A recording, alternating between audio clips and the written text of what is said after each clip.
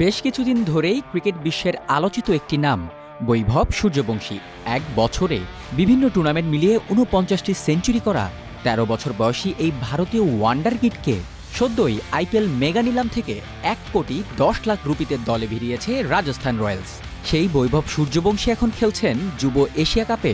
ভারতের অনূর্ধ্ব ১৯ দলে আছেন তারুণ ছন্দেও। তাই তো যুব এশিয়া কাপের ফাইনালের আগে টাইগার যুবাদের চিন্তার কারণ হয়ে দাঁড়িয়েছে এই বৈভব।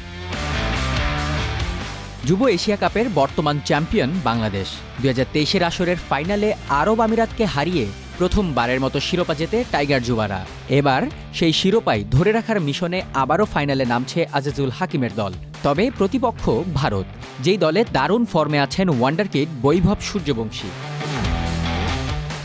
তবে যুব এশিয়া কাপে শুরুটা ভালো হয়নি বৈভবের। গ্রুপ পর্বের প্রথম ম্যাচে পাকিস্তানের বিপক্ষে মাত্র ১ ও জাপানের বিপক্ষে ২৩ রানেই আউট হয়ে সাজঘরে ফেরেন এই বাঁহাতি ওপেনার।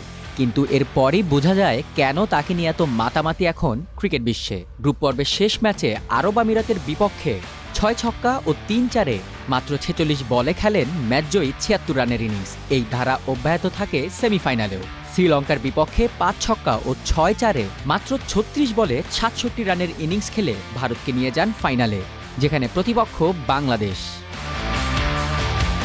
তবে আসর সর্বোচ্চ ১৪৬ স্ট্রাইক রেটে ব্যাট করা শুধু বৈভবই নয়, টাইগার যুবাদের চিন্তার কারণ হয়ে দাঁড়াতে পারে ভারতের আরেক ওপেনার আয়ুষ মাত্রেও। আসর জুড়ে যিনি ১৪৩ স্ট্রাইক রেটে ব্যাট চালিয়ে করেছেন ভারতের পক্ষে সর্বোচ্চ ১৭৫ রান। শিরোপা ধরে রাখতে হলে ওয়ানডেতে টি-২০ ধাঁচে খেলা এই মাত্রে বৈভব জুটিকে দ্রুত ফেরাতে হবে বাংলাদেশকে, যার মূল দায়িত্ব থাকবে দুই টাইগার পেসার আল ফাহাদ ও ইকবাল হোসেনের ওপর।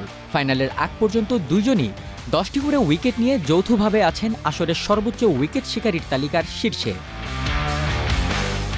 শিরোপা ধরে রাখার মিশনে দুবাই ইন্টারন্যাশনাল ক্রিকেট স্টেডিয়ামে ৮ ডিসেম্বর বাংলাদেশ সময় সকাল ১১টায় ভারতের বিপক্ষে মাঠে নামবে বাংলাদেশের যুবারা।